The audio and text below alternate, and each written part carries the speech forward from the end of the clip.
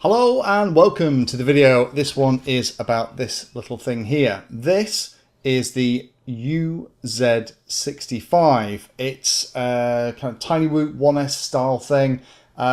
Very reminiscent actually of the Mobula 6. Now you can check out my playlist for quadcopters that sneak under the 250 grams. This one definitely does. As you can see here, it's a fraction of 250 grams, and I want to kind of go through this. I've had it long enough now to actually give you a considered review. There's always a temptation when these things comes out. Bits of the field still stuck in the props here. There's always a temptation to put videos up and be the first to do the review. And the danger is that when you do that, you can't talk about what it's like to live with over a period of time. So in this video, I'm going to do my usual stuff, show you how it comes in the box, talk about the specs, quickly show you the Betaflight setup because the tune's not bad, and then show you what it's like to fly and give you my summary at the end. So let me jump to the unboxing and go through some of the specs. So as usual for an Eachine model like this, it comes in one of these little zip pouches. Now I'm a huge fan of these pouches just because it means when you stick it in your backpack with your radio and your goggles, which are all in their own little bags, it stops these fragile little models getting crushed. Now the motors on this, these are SE802 19,000 kV. Each of the motors is designed for 1S only. This isn't a 2S model. Get a spare set of props. I like the prop remover in there as well. That's a great idea. Each of the batteries in here, they are these 300 milliamp hour Eachine ones. High voltage. There's 4 in here. Where's the other one? There it is. Mine seem to have bounced out of all their slots. And this is the little charge that you get. You can only do one at once. Personally, I tend to use my TBS Tiny Whoop charger, which is perfect for these high voltage things. The only other thing you get in here is a manual. Props are 35mm 3-bladed. Flight controller is a Crazy Beat F4 FR. Fly Sky versions available, DSM versions, one with Crossfire, believe it or not. This one is using the SPI stuff, capable of D16 and D8. As with all the SPI stuff, I'd recommend if you can run it in D8. If you have to use it in D16, turn off telemetry. Onboard ESC on here is a little 1S with 5 amps continuous, 6 amp peak available for 3 seconds. BL Heli Suite accessible. A little 5.8 gigahertz VTX, 2 power settings, 25 and 100 milliwatts, and settable with smart audio. Let's plug it into Betaflight and I'll show you how it all works. The connection for the Betaflight stuff, the USB port, is actually at the bottom, so it's tricky to plug it in with a battery in place. Luckily, to bind it, you don't need the battery installed because the SPI receiver is all internal. So connecting and twizzing everything around, that all looks fantastic. It's going to be a horrible angle because I've got to put it down on the desk. Let's turn on expert mode and go through the settings. So only a handful of ports. One of them's set for the TBS smart audio stuff. Configuration looks like this. D-Shot 600. Okay. Motor stop isn't turned on. Bidirectional D-Shot is. Not sure why. Motor direction is reversed, so be aware of that when you're fitting your props. Central alignment is clockwise 90 degrees, 4K gyro and PID loop frequencies. The CPU is working pretty hard on that. Again, the SPI receiver support FR Sky D or X series, depending how you want to set it up. That's what's turned on, nothing unusual in there. I turn on the RX set and set a beeper up. The motors make a very small amount of noise. I've struggled to find this in the grass a few times when I've had a little bit of a crash. Turning that on will hopefully give you an extra chance to find it. Power and battery looks like that.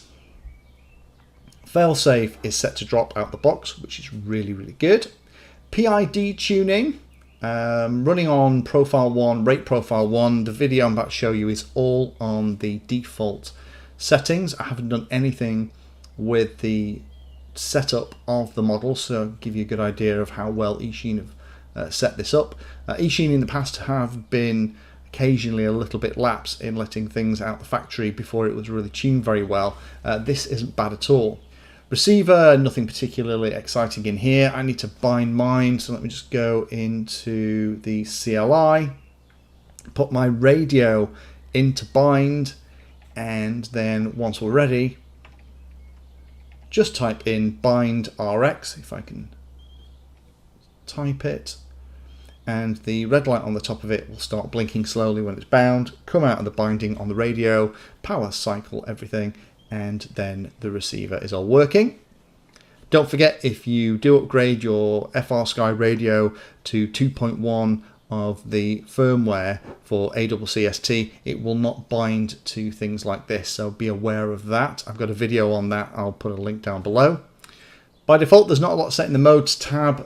We have arm and angle set up, so I would definitely come in here and spend a little bit of time setting up as you want to. I tend to fly these things in angle, horizon or rate, depending on how much space you've got. And I'd also add one for the beeper so that I can make the motors make some kind of sound to give me a fighting chance of trying to find it. There isn't a piezoelectric buzzer on here to help you find it if it does disappear in the grass. I don't know whether it might be worthwhile adding one to something like this, because they are so small and this is powerful enough to fly outdoors without any problem.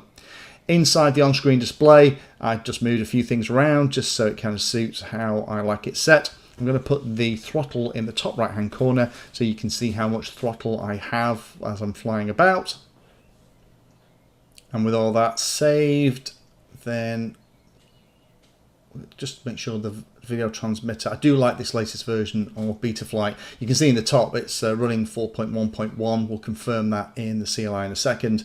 This is, you're having to use configurator 10.6 for this, but I do like the fact the video transmitter stuff is all broken out. You can just set it to be exactly what you want. Do make sure before you power up the first time that you have got the power set the right level for where you live. And then finally in CLI, just type in version like I always do, and there we go, just to prove what it says at the top, Crazy B F4FR, and it is 411. So let's go out to the field and actually fly it. Now this is a nice quiet quad, it's a 1S whoop style thing, so there's a little bit of noise from it, it's kind of that high whine, but it's nowhere near as noisy as some of the kind of 3 and 4 inch cine whoops that I've been looking at recently on the channel. Now for me, I found this tricky to fly indoors because the camera doesn't go very low. I've got it on the lowest setting, but even in a light wind, it's an absolute blast to fly. Keep your eye on the throttle setting on the right hand side as I kind of whiz about. The feeling of speed is very good. You can see here the field of view on the camera isn't bad, it's performing pretty well. It's an overcast day, there's a little bit of light wind, but I'm only needing to go at about 50% throttle to get a nice little bit turn of speed up and down the field and kind of flying through these goalposts. And it is incredibly fun to fly. It is very reminiscent of things like the Mobula 6. It's a little bit faster, I think, when you really get it cranked over and fly in rate mode, but that little bit of extra mass, it's a couple of grams heavier, I think, with the battery, does make it feel a little bit less nimble.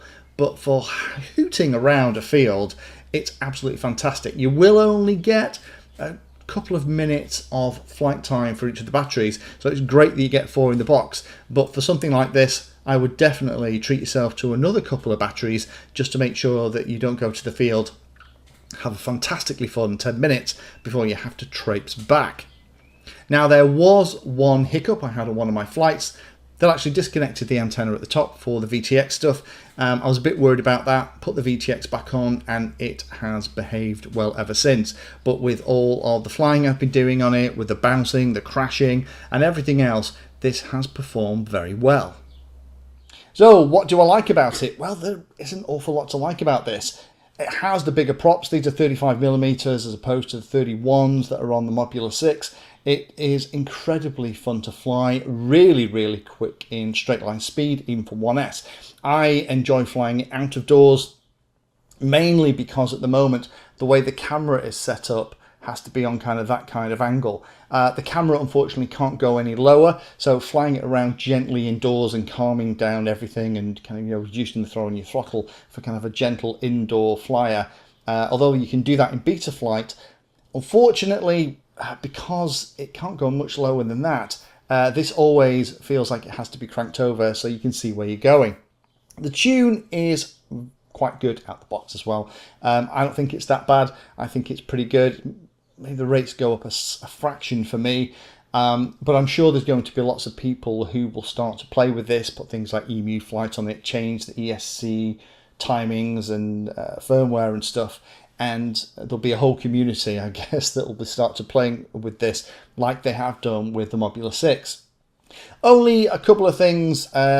The new lens on the Nano 3, let's see if I can get the camera to focus on it.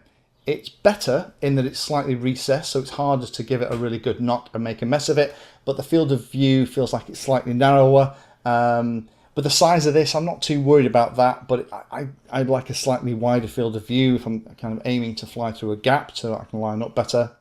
That extra little bit of weight over something like a Mobula 6 and the different motor and prop setup mean that this is a very, very close cousin, but it's, for me, I think it's slightly better in a straight line. It's a lot faster, but it is maybe not as nimble, not as pure race car feeling as a Mobula 6 would be, but it's very, very close. And that's praise indeed, because for me, the Mobula 6 is absolutely my favourite tiny whoop at the moment, but this is a very close second. So maybe if you've been looking for one of those and can't find them, or you like the idea of something that's maybe a little bit faster in a straight line speed, but maybe not as good in the corners, then this might be the one you've been looking for. Thank you for watching my video and watching right to the very end. If you want to find out what I'm currently working on, you can follow me on social media by searching for Painless360 in the usual places. If you'd like to become part of the inner circle, then you can become a Patreon. Details are in the description and you get lots of additional benefits. Check out the playlist section on the channel too. I organise all of my videos into playlists and it's called something like Introduction to or for Beginners. All of the content is aimed so that you can start at the very beginning and it teaches you that subject, starting with simple principles and moving up to teach you everything you need to know.